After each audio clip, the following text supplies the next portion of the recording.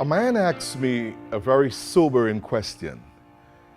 He said, Pastor, I've watched you these many years, and I have watched your wife and yourself at the church for these many years. Well, you must remember, I have pastored generations of people. I am now a pastor for 33 years and preaching for 37 years. So this man had a real long look at my life. He asked me a question I never thought he would ask. He said, Pastor, do you get angry? And do you get angry at your wife? And does she get angry with you? You are married now for 33 years. I smiled. And I said, probably about 400 times or more we may have gotten angry. And he said, and you all are still married for 33 years? I said, yes, still married for 33 years. Not because we did not have other choices, but because we have learned how to manage anger in our relationship. As I said, I have gotten angry, and in these years I developed a principle to live by. It's a scriptural principle. 1, be angry and sin not. It is so oftentimes that people, when they get angry, they become very hasty in their words. And they say things that, for the moment, to justify their feelings, they express themselves in ways that are very hurtful. And it's difficult to take back words that have already been uttered because of the way you feel. Feelings must not motivate behavior. Oftentimes we are smart enough when we feel that we can jump off a tree or jump off a bridge. We don't, because we manage our feelings. And it is so important when you are dealing with people, because of the sensitive nature of people's emotions, that you try to manage your words. That's why the Word of God says, be swift to hear, be slow to speak, and be slow to wrath. Principle number 2 that I go by is that be angry and sin not.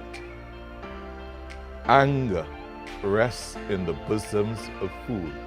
That's right, anger rests in the bosoms of fools.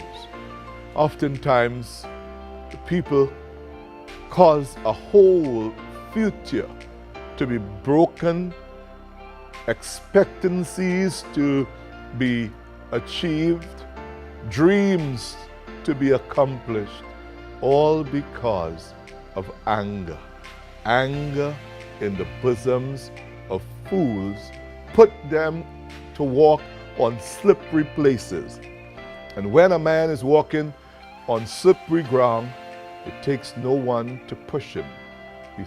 He falls by way of his own weight.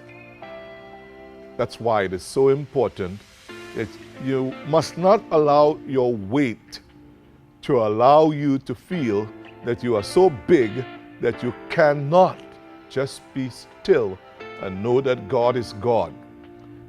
Oftentimes, in our haste, we go to do things and say things and behave in ways that it eventually hurts us in many ways for the future and for the rest of our lives. Then thirdly, I have learned over the years that you should deal not with the individual, but deal with the issue.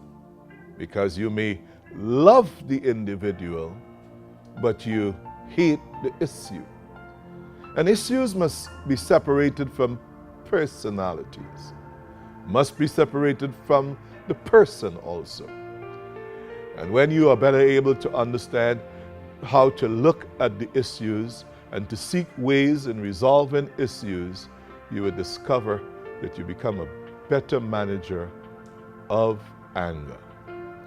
Because certainly you want to be able to go forward in your life with as little incidences that will damage your relationships with people and damage with your relationships for the future that God has for you.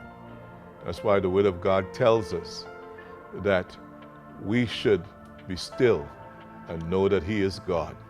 And as we are willing to wait upon God, God will direct our path and show us the way. Don't be fooled by becoming angry.